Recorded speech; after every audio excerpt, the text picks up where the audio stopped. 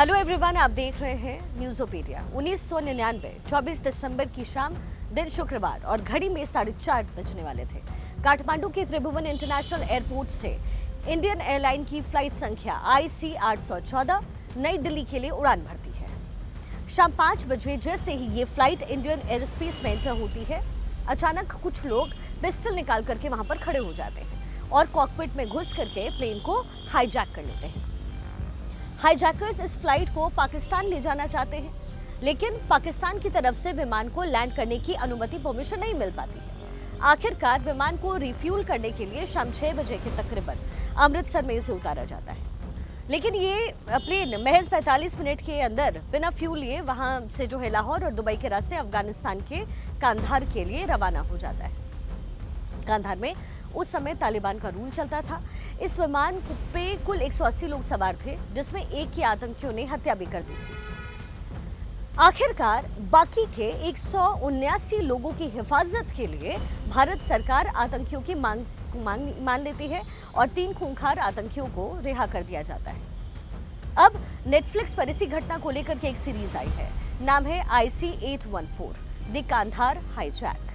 लेकिन ये सीरीज अपने कई तथ्यों को लेकर के विवादों में आ गई है। दरअसल इस सीरीज में भारतीय खुफिया एजेंसी रॉ और IB के रोल पर तो सवाल उठाए ही गए हैं। उस वक्त की सरकार के साथ साथ पंजाब पुलिस और पंजाब के तत्कालीन चीफ मिनिस्टर जो थे प्रकाश सिंह बादल, उनके भी रोल पर सवाल उठाए जा रहे हैं। सवाल वहां ये है कि फ्लाइट के अमृतसर लैंड होने के बाद भी पंजाब पुलिस के कमांडोज को एक्शन नहीं ले पाते। क्यों ऐसा? वो विमान में क्यों नहीं घुस पाए, जबकि पंजाब पुलिस के DGP को टॉप लेवल से यानी क्राइसिस मैनेजमेंट ग्रुप की तरफ से एक्शन लेने के लिए कहा गया था। बाद में सिक्योरिटी एक्सपर्ट्स ने ये बात मानी कि भारत के पास एक मौका था जब अमृतसर में ही इस विमान को रोका जा सकता था और कमांडो एक्शन लिया जा सकता था, क्योंकि जैसे ही एक बार प्लेन इंडिया से उड़ा तब तक चीजें हाथ से जा चुकी थी, हाथ से निकल चुकी थी। तो फिर पंजाब पुलिस ने एक्शन क्यों नहीं लिया? इस सीरीज में पंजाब पुलिस के और पंजाब के तत्कालीन मुख्यमंत्री प्रकाश सिंह बादल पर भी सवाल उठाए गए हैं कि उन्होंने पंजाब की धरती पर जो है किसी तरीके की खून खराबे की परमिशन नहीं दी थी और DGP को ये मैसेज दिया था कि यहाँ पर कोई बवाल नहीं होना चाहिए, विमान जहाँ जाता है जाने दो। ये तमाम बातें कही गई। उन्होंने ऐसा क्यों किया? क्या वो पॉलिटिक्स जो है वो देश और नेशनल सिक्योरिटी इंटरेस्ट से ज्यादा बड़ी है? ये सवाल पूछे जा रहे हैं। सबसे बड़ी बात यहाँ यह है कि सीरीज में दिखाई गई ये बात कितनी सच है, ये भी एक सवाल है। सच्चाई क्या थी, इसका जवाब खुद पंजाब के तत्कालीन DGP सरबजीत ने दिया है। उन्होंने एक इंटरव्यू में कहा था कि फ्लाइट हाईजैक की खबर मिलते ही सबसे पहले जो है उन्होंने कमांडोज जो थे पंजाब पुलिस के, वो एयरपोर्ट के लिए रवाना कर दिए गए उस समय। लेकिन उनका कहना यहाँ ये था कि पुलिस के कमांडोज के पास ना तो मॉडर्न वेपन थे और ना ही वो इस तरीके के मिशन के लिए ट्रेन भी थे, फिर भी वो एक्शन के लिए तैयार थे। सरबजीत कहते हैं कि उन्हें IB के डायरेक्टर श्यामक दत्ता ने फोन किया तो उन्होंने जवाब दिया कि इस एक्शन में कई यात्रियों की जानें जा सकती है, तो उधर से कोई क्लियर मैसेज नहीं आया। ये उनकी बातें हैं। DGP ने यह भी कहा कि मुख्यमंत्री की तरफ से भी उन्हें ऐसे किसी ऑपरेशन की मंजूरी नहीं मिली। ऐसे में उन्हें एक्शन लेने के लिए सीधा दिल्ली से आदेश चाहिए था, लेकिन वो आदेश भी नहीं मिला।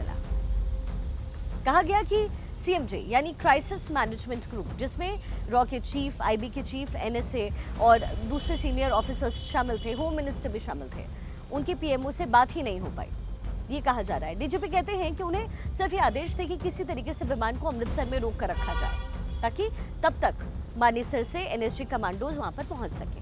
बस इतना ही कुछ कहा गया। लेकिन आतंकियों को इस बात की भनक लगी और बिना फ्यूल लिए ही वहां से वो लाहौर के लिए टेक ऑफ कर गया।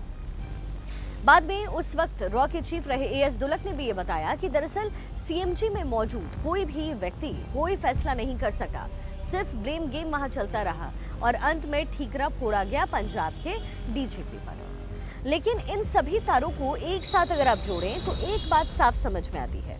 पहली ये कि हमारे पास वाकई एक मौका था कि हम अमृतसर में इस प्लेन को रोक करके कोई एक्शन ले सकते थे, लेकिन ना तो पंजाब के CM ने वो विल दिखाई, ना ही गठबंधन की सेंट्रल गवर्नमेंट ने उस समय कोई कोशिश की। शायद 45 मिनट का वक्त काफ़ी कम था और फिर आम लोगों की जान का रिस्क तो था ही। लिहाजा जो है हम देखते रह गए कि आतंकी जो है कंधार पहुंच गए उस प्लेन को लेकर, और वहां फिर जो हुआ वो हम सब ने देखा है क्या हुआ। हमारे तत्कालीन विदेश मंत्री जसवंत सिंह खुद जैश ए मोहम्मद के चीफ मौलाना मसूद अजहर समेत 3 आतंकियों को लेकर के कंधार पहुंचे और उन्हें हाईजैकर्स के हवाले कर दिया। ये आपको पता भी होगा।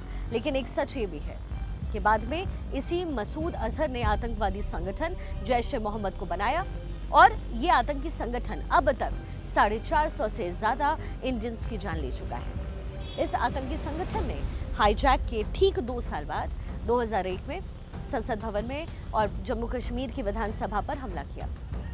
2019 में पुलवामा में सीआरपीएफ के 40 जवान हमारे शहीद होते हैं, और उस हमले में भी इसी आतंकी संगठन का नाम है।